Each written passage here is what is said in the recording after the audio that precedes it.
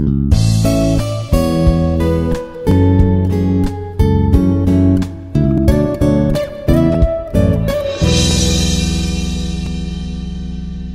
everyone, this is K.C. Koteshwaramma, Assistant Professor of EC Department from Institute of Aeronautical Engineering, Hyderabad. Today I would like to discuss about the applications of Ampere's circuit law or Ampere's law. Here if you go for applications of Ampere's law or Ampere's circuit law, that is used to calculate magnetic field strength H. Now here I am going to discuss about the calculation of magnetic field strength in case of surface and volume currents. In that, first if you take a sheet or surface current, now here I am taking an infinite sheet of current which is placed in XY plane. Now this is the sheet current, and now the condition to apply Ampere's circuit law or Ampere's law is we have to construct a symmetrical path. That path we can call as Amperean path. Here I have taken an Amperean path which is also rectangular in shape, and this is infinite sheet current or surface current. Here current density is along y axis. K is given as Ky into Ay, and this is the Amperean path. Now in such arrangement we are trying to calculate magnetic field strength H. Here first I am taking an infinite sheet current in Z equals to 0 plane. Z equals to 0 plane means XY plane. And that sheet has uniform current density that is along Y axis. So then uniform current density, and now it is sheet current. So that sheet current, or we can call it as surface current, is represented with the letter K. That K equals to Ky into Ay. Units for this sheet current density is ampere per meter. Now, by applying Ampere's circuit law or Ampere's law to the rectangular closed path, or we can call that one as Amperean path, the equation we obtained is closed integral H dot dl equals to I enclosed. Ampere's circuit law statement is closed integral H dot dl equals to I enclosed. Here, closed integral H dot dl equals to I enclosed, but we know surface current density for the given shape, that is Ky. I enclosed equals to surface current density into side of the rectangle, that is Ky into B, which is given as equation 1. So finally that relation between H and current density term here is closed integral H dot dl equals to Ky into B. And now here our final aim is you have to calculate H. And here H direction is also important. So if we calculate by evaluating the integrals, and if we calculate the direction of H, here H is in X direction. The resultant H obtained is in X direction, and for one side of the sheet it is positive, and for the other side of the sheet that is negative. And now here H will be given as H naught into Ax if it is above Z axis. H will be given as H naught into Ax for Z greater than 0, or which is equals to minus H naught into Ax for Z less than 0. So now here we have to calculate closed integral H dot dl for the total Amperean path. Here if you go through the Amperean path, this is the Amperean path.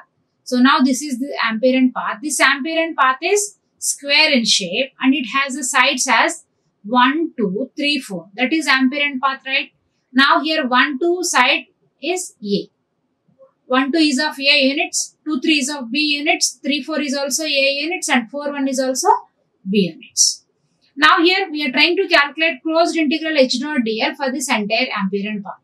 So if you want to calculate closed integral H dot dl for 1 to 2, we must calculate H for this 1 to 2 and dl. Similarly for 2 to 3, for 3 to 4 and 4 to 1. That we have to do. For that entire closed path, we have to calculate closed integral dl. So now here closed integral H dot dl is given as closed integral 1 to 2 plus 2 to 3 plus 3 to 4 plus 4 to 1 H dot dl. And for 1 to 2, what is H? Here if you observe 1 to 2 Amperean path, if you observe 1 to 2. 1 to 2 is along z axis, right? But the resultant H component is only x component, or the resultant magnetic field is only along x axis. So now as 1, 2 and 3, 4 both are parallel to z axis, now the resultant field component along z axis is 0. So we don't have any H value along 1, 2 and 3, 4. That means along z axis. And along 1, 4 and 2, 3, here if you observe 1, 2 and 1, 4, 2, 3, both are parallel to x axis, right? Now here, they both are parallel to x axis.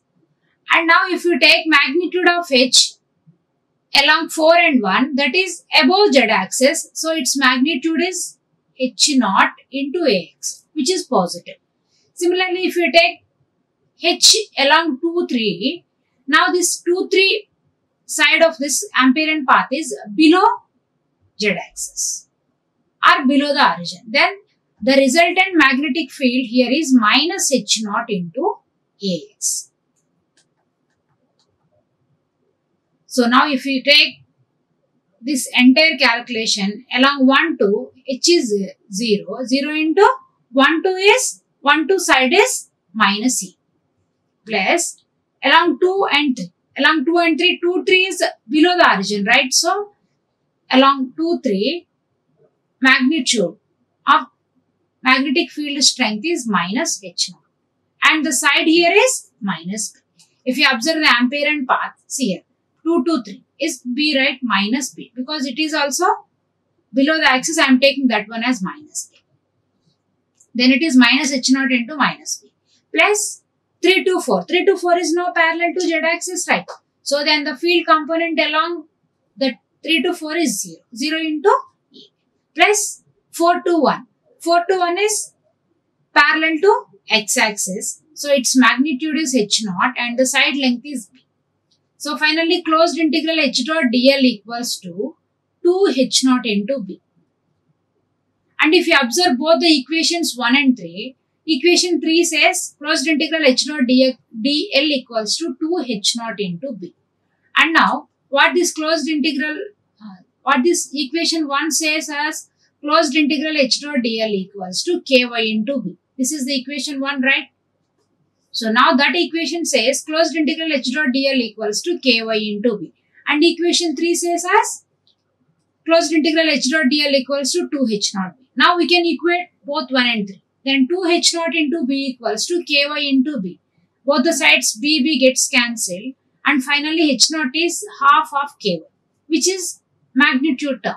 And this is H naught is along x-axis. So now if you take H value or magnetic field strength value in case of an infinite sheet which is placed in z equals to 0 plane, then H will be given as half of ky into Ax for z greater than 0. This is for z greater than 0. Or this is minus 1 by 2 into ky into Ax for z less than 0. And in general, if you want to write the equation for H will be given as half k cross An, where An is unit vector directed from the current sheet to the point of interest. An direction is, or An is the unit vector in between current sheet and point of interest, or the field point. So this is about the magnetic field strength value in case of an infinite sheet. Similarly, we have to calculate magnetic field strength in case of infinite volume also. That we will see now. So for infinite volume current case, I am taking an example of infinite long coaxial transmission line. This infinite long coaxial transmission line I am taking as an example for infinite volume current. So here I am taking an infinite coaxial transmission line. If you take a coaxial transmission line that consists of two conductors, one inner conductor and one outer conductor. Here I am taking this thick lines here represents, in this figure thick lines represents coaxial transmission line and all these dotted lines represents Amperian paths. So now here I took a coaxial transmission line whose inner conductor radius is A units and outer conductor radius is b units, and it is having a thickness of t. See here, inner conductor is having a radius of a units, outer conductor is having a radius of b units with a thickness of t. And now our final aim is we have to calculate the total magnetic field strength for this entire volume. So to calculate the magnetic field strength for this entire volume, we have to construct different Gaussian paths. Here first I constructed a Gaussian path within this inner conductor. That Gaussian path I named as L1. This is L1, which is inside the inner conductor. And then one more Amperian path is L2. Here this is L2, that is placed in between inner and outer conductors. Next one more is L3. This is L3. L3 is within this outer conductor. And next L4, which is outside of outer conductor. And one more point is here inner conductor carries a current of minus I units, and outer conductor carries a current of inner conductor carries a current of plus I units, and outer conductor carries a current of minus I units. Now, finally, we have to calculate H, magnetic field strength within this volume. And now I am trying to divide this entire volume current sheet or entire coaxial transmission line into different regions. So, finally, I divided this coaxial transmission line into 4 regions. Those 4 regions are, first region is, these are the 4 possible regions we can divide. So, the first region is, which extends up to inner conductor. So, for the first region, here rho represents radius of, rho is the radius of Amperian path. So, that extends in between 0 and A for the first Amperian path. And the second Amperian path is in between A and B, where A is inner conductor radius and B is outer conductor radius. And the third possible path is in between B and B plus T. B is outer conductor radius and B plus T is with a thickness. Outer conductor, outer radius with a thickness. And the next one more region is if rho is greater than or equal to B plus T. Here, as the current distribution is symmetrical, we are trying to apply Ampere's law to find out magnetic field strength H. And now here, the same is described. Now first we consider an infinite long transmission line that consists of 2 concentric cylinders and their axis is along z-axis. Here the inner conductor is having a radius of A units and it carries a current of I, while the outer conductor has an inner radius of B and it is having a thickness of T. So its outer radius is B plus T. And that carries a current of minus H. Now here our aim is we need to calculate H value everywhere. And here distribution is uniform throughout the conductors. As distribution is uniform throughout the conductors, we can happily apply Ampere circuit law. So now by applying Ampere circuit law only, we are trying to calculate magnetic field strength H. In that first possible region I am taking, the first region is if the radius of Amperian path is in between 0 and A. Then we have to apply Ampere's path law. What Ampere's path law says? I enclosed equals to closed integral H dot dl. And now this is for first Amperian path, right? That's when we are taking this closed integral as L1. I enclosed equal to closed integral L1 H dot dl. That must be equal to I enclosed in terms of current density J will be given as I enclosed is integral J dot ds. And J dot ds if we calculate, now here J is along Z axis, right? Because here the cylinder axis is along Z axis. So then J is along Z axis. Our current is also along Z axis. Then this J is current density. Current density will be given as current per unit area. So current is I per unit area, pi into A square, where A is the radius of the current carrying conductor here. So J will be given as I by pi A square into AZ. Then ds equals to, ds along AZ is rho d rho d phi AZ. Then finally I enclosed equals to closed integral J dot ds. J is I by pi A square into rho d rho d phi az dot az, where az dot az will become 1. So then finally it is rho d phi. So now I by pi a square. Then if you simplify this one, rho d phi. D phi is pi and phi units are 0 to 2 pi. Then phi results in 2 pi and rho d rho is rho square by 2. And finally by simplifying this one, that results in I by pi a square into pi rho square. Pi gets cancelled. And the final equation I enclosed is I into rho square by a square. Now we have to equate that one with closed integral h dot dl over L1. That we will calculate now. Closed integral h dot dl over L1. Closed integral h dot dl. Here dl is the axis of the cylinder. So here radius of the cylinder is rho. So then dl equals to integral dl. 2 pi r rho d phi. So then it is rho d phi into a phi. Then it is h phi 2 pi rho.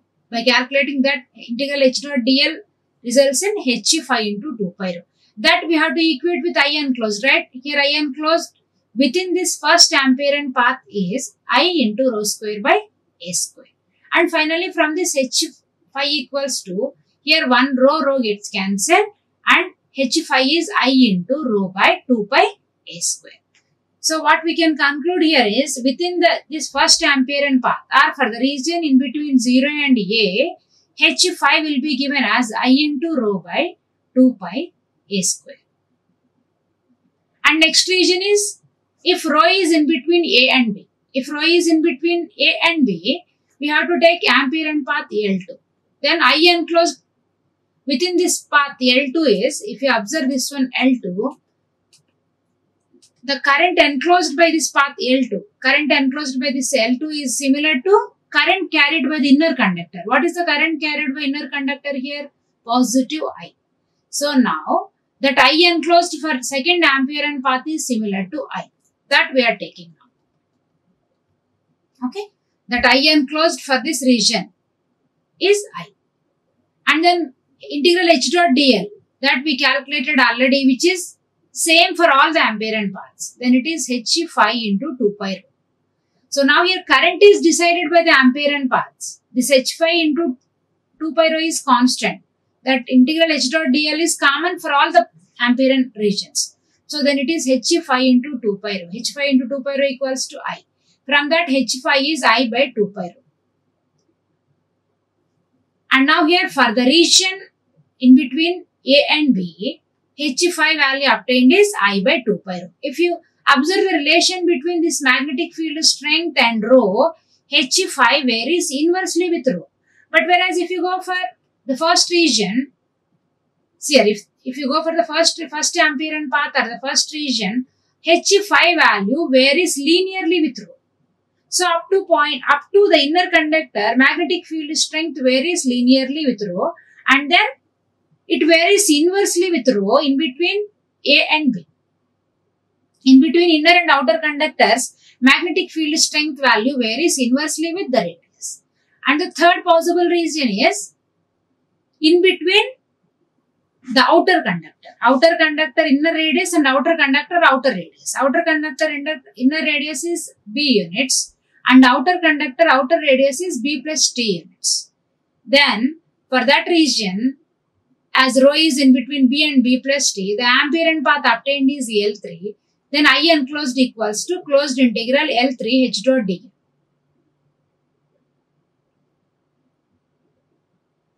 That is equal to h phi into 2 pi rho.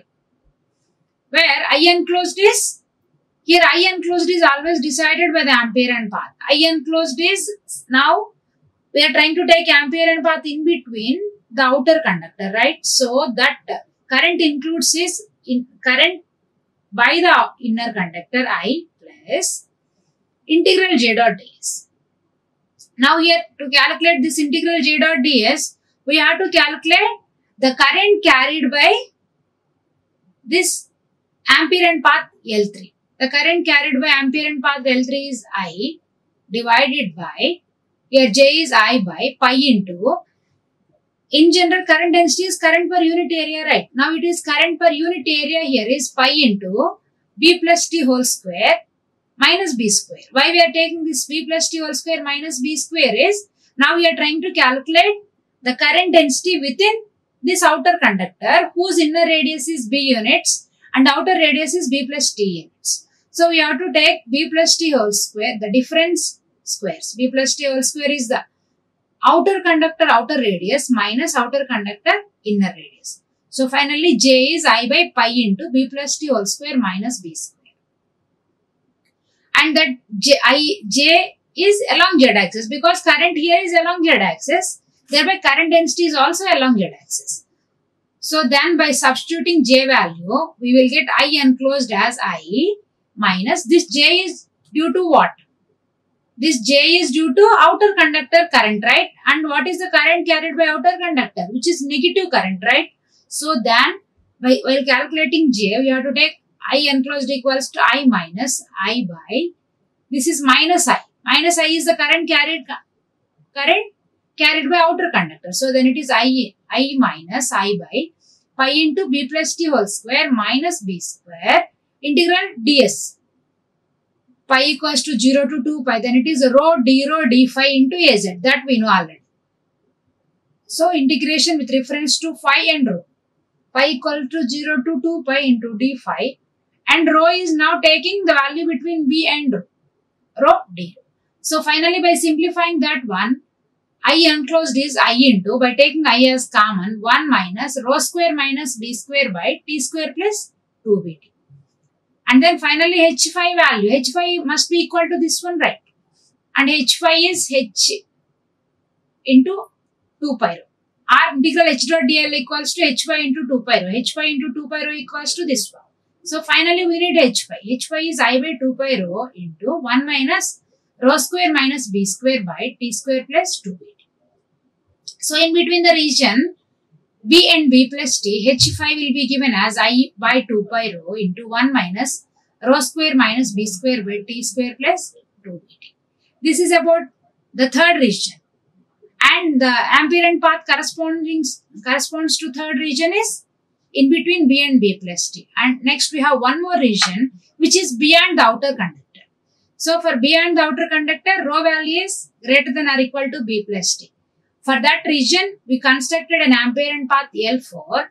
So closed integral h dot dl equals to I enclosed. But if you observe the outer, if you go beyond the outer conductor, the total current carried by that entire closed path is, you have plus I carried by inner conductor and minus I current carried by outer conductor. Then the resultant current carried by the ambient path is I minus I, which is 0. I minus I, which is equals to 0 here. Then closed integral h dot dl equals to I enclosed, which is 0. Then finally h phi equals to 0. So for the region beyond, rho is b plus t. Rho is greater than or equal to b plus t. H phi equals to 0. This is about the calculation of H in case of an infinite volume current. And here we took coaxial transmission line as an example for infinite volume current case. And now as we calculated H in all the regions, finally I tried to take it as a sketch. And this is about the summary of H value for all the 4 regions. For the region 0, for rho in between 0 and A, and for rho in between A and B, in between B and B plus T, and then beyond B plus T. This is about the equation summary of H. And the same I am trying to represent on the graph. Or if you sketch a relation between H and rho, then we will get this graph. Now here rho value, our radius of the cylinder is taking a value A, B and B plus T, right? That's why I am taking the values are the limits as 0, A, B, B plus T. So in between 0 and A, if you observe this relation in between 0 and A, H value linearly varies with rho, right? So the same is represented here. Up to A, that varies linearly with rho. And then in between A and B. So now in between A and B, if you observe the relation, that varies inversely with rho. So now here H phi is varying inversely with rho. And then beyond that, see if you observe for the third region, it varies again inversely with B plus, with rho up to B plus T. And then B and B plus T, what is H value? H value is 0, B and B plus T, right? The same is represented on graph here. So this is about the magnetic field strength relation with reference to the radius of infinite volume current. And this is all about magnetic field strength calculation in case of a sheet, infinite sheet current and infinite volume current. Thank you all. Like, share and subscribe. Hit the bell icon for more updates.